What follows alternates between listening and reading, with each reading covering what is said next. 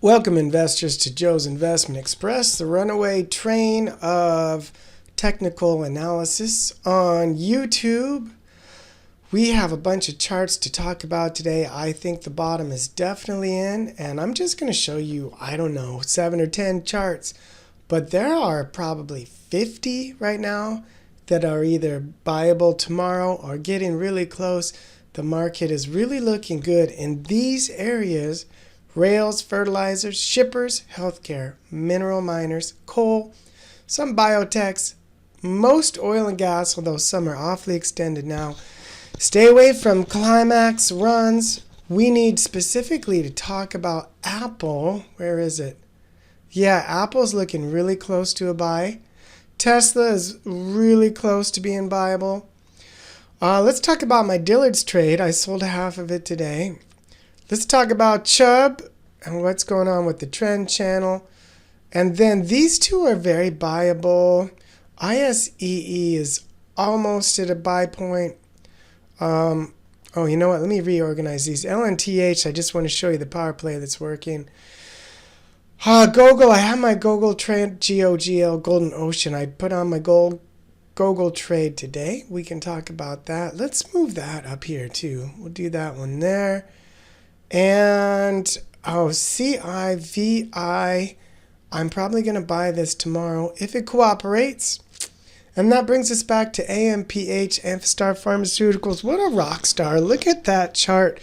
I have sold it twice now, and I'm getting tired of trying to sell it for the last time. It keeps forming up and breaking out again. So I got shaken out here, and then I sold it somewhere in here. And then I played one of these two little high-tight patterns. I can't remember which one. Sold for a good profit, and look at this. It tightened up again just for a handful of days. So I bought it again today. I just bought 60 shares, and I've got a stop at 33. So that'll cost me $120 if it's wrong. And that's one thing I do when I look at risk, is I don't just look at the percentage, but I look at the dollar amount and think about, am I comfortable losing that much? And if I'm not, then I got to wait for a tighter entry point, or I have to take on a smaller position. That's one thing I hope you guys think about as well, and not just buy it hoping that it won't go down. We want to think about risk first. So, all right, before I begin, this is just for education and entertainment. This is not financial advice. I'm not a financial advisor. I have been studying the market since 1996. Let's look at Apple. This is a market darling, and it deserves it. It's got one of the best 20-year charts out of the 5,000 stocks. I'll let you look at that on your own. It's got more cash than some small countries, and so when we have a risk-on environment, mutual funds love to buy into this stock. It's also very liquid, and it's the largest stock in market cap in the market, right? So it's very easy for the funds to get into and to sell, for that matter. And so when we have a risk-on environment, it tends to go up and outperforms the market by just a little bit. Not a lot, but by a little bit. And that's what we're seeing now. We're just seeing the funds clamoring all over each other. I'm getting into this stock again. 1, 2, 3, 4, 5 days in a row. But as you can see in bold red, we are still technically in a downtrend channel. Now, it is above the 50-day exponential moving average, and whenever it gets above the 50-day, when it breaks above the 50-day, good things tend to happen. If you look, here was a break above the 50-day, nice little uptrend. Here's a break above the 50-day, nice little uptrend. Here's a break above the 50-day, really nice uptrend. Here's a break above the 50-day, rolled over. Okay, ignore that. And now here we are above the 50-day. So, should you buy today? Let's wait one more day and let's see it strongly close above this upper trend channel, upper resistance line, downtrend line. And let's not see it make a hammer like this or a doji. That often signals a turnaround. Let's look at it make a strong candle like this one, or this one, or this one, or this one, where it closes near the top of its range. And then, personally, I'll start to get in. Although I'm almost fully invested, I'm going to have to sell something or go deeper into margin. I will cross that bridge when we come to it. So hoping for a big day out of Apple, and then maybe buying on Wednesday or at the end of the day tomorrow. You can buy, 5 or 10 minutes into close.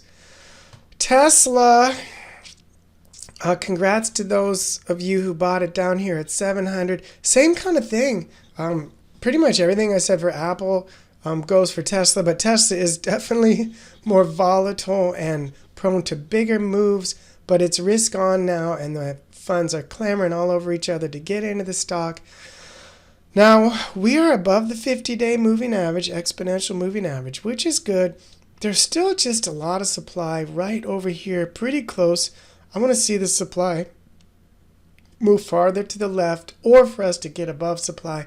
I'm never trying to get in at the lowest price. I don't care what price I get into. I want a price that is risk-reward, the safest price I can find that will provide me with the biggest move in the shortest amount of time. And that is not almost always the lowest price.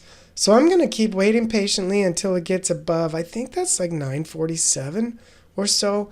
I'd love to see it actually give about half of this back, and then I could maybe do a little pullback buy and get in here lower, or watch it build out a little handle and then get above 947 like I said. But right here, I think some of this supply is going to come on tomorrow. I'm just not quite ready. Oh, and you know what else?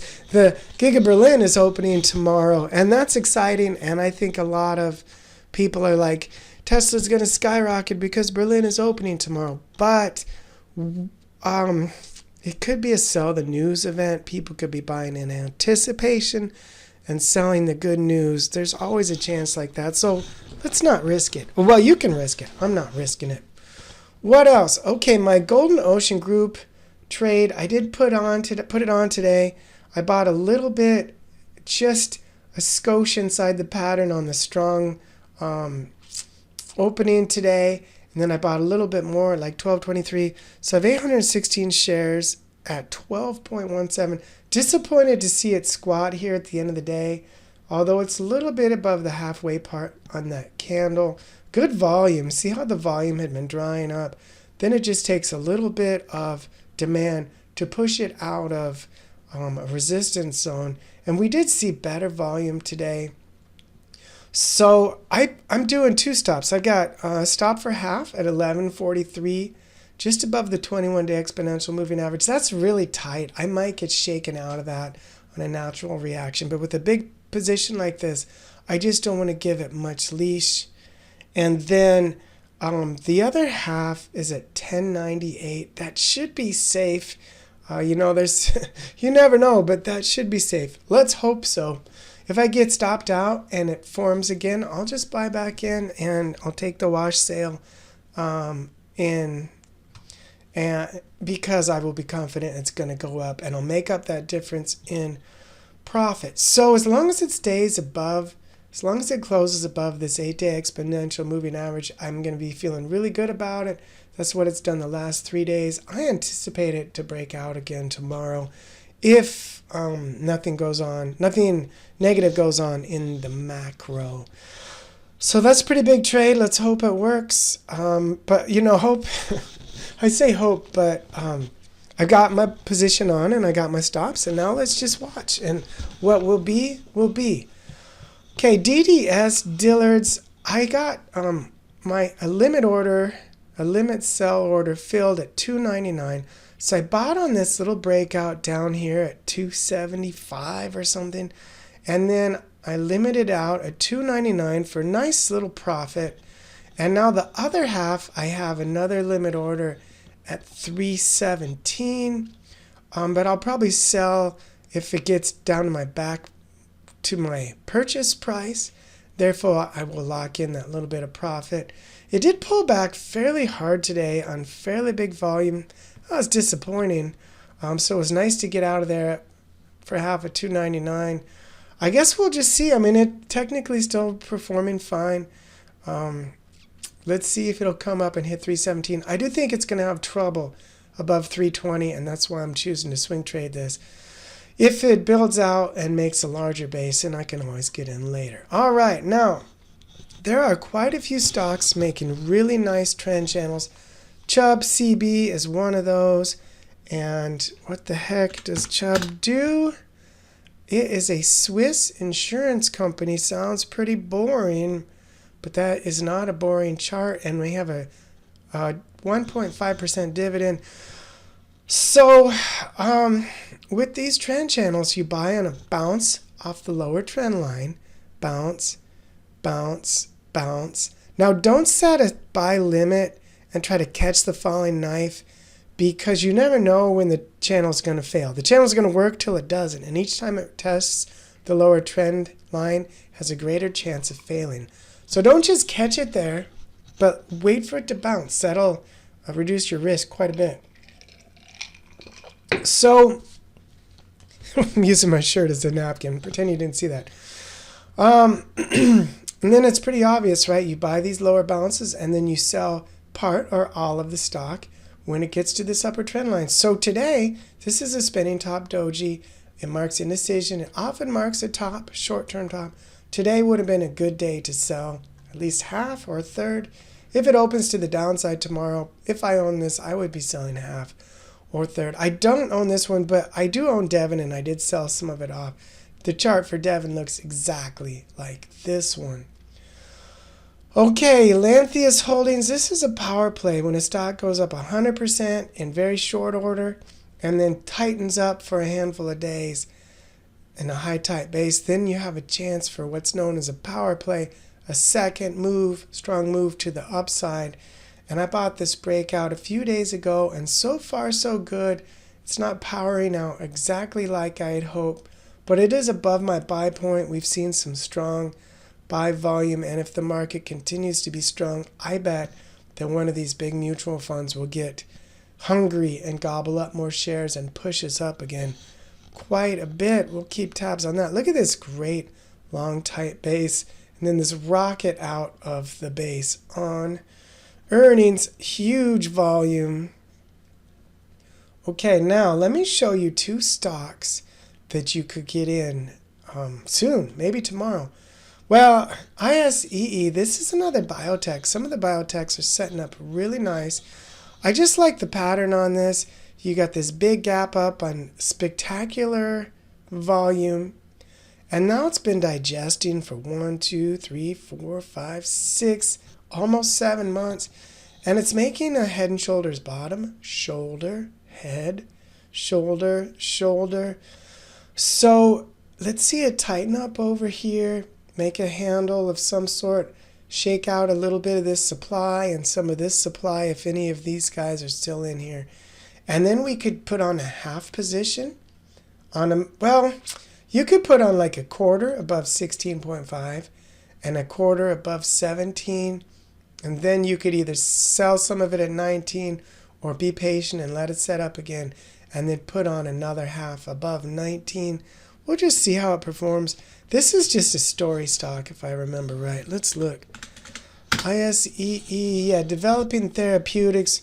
It is pre-revenue. Developing therapeutics to treat diseases of the back of the eye. But they must have a good thing going. I don't know much about this one. I'm just looking at the chart. If you know anything, let me know. Now this one, I actually probably am going to buy tomorrow. Like I said, I sold some of my Devon, and so I have some money burning a hole in my pocket. This is another oil and gas. Let's see. CIVI, oil and gas exploration. Huge. Look, they're going from making $3.21 to $10.50 in 22. That's what you want to look for as an earnings breakout year. That's what makes stocks go up spectacularly when you have a huge breakout year. That's what happened with Tesla, remember?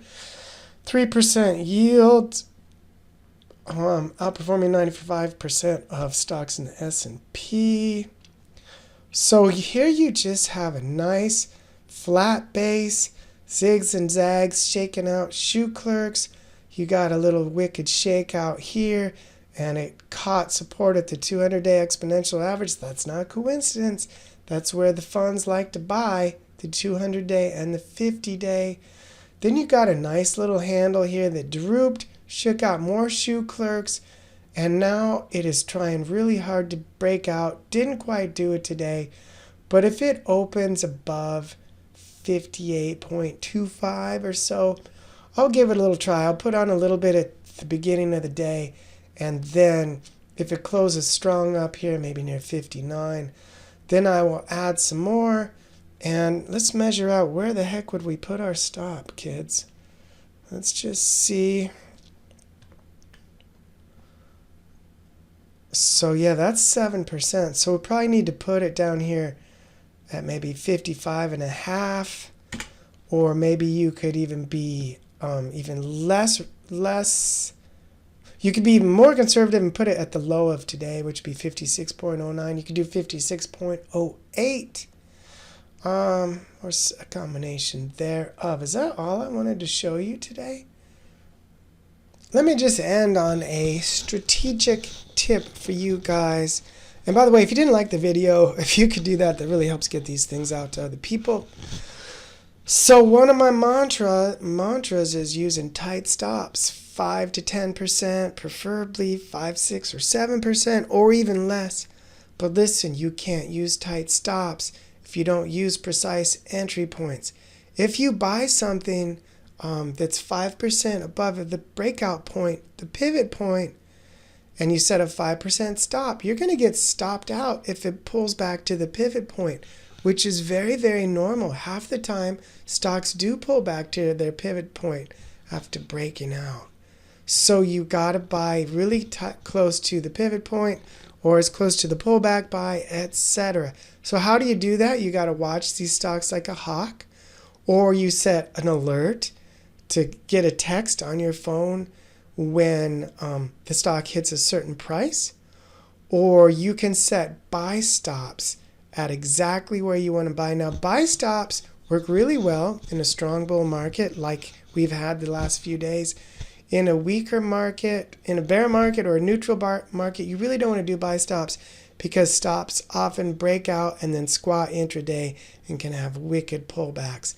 But right now, this is a pretty good environment for buy stops, and I might set a buy stop on that oil and gas stock I just showed you. Let's wrap this up. Looking forward to hopefully a strong day tomorrow. Good luck on your trades. Let me know if you have any thoughts on any of these stocks or the general market. And yeah, thanks for watching, everybody. Take care.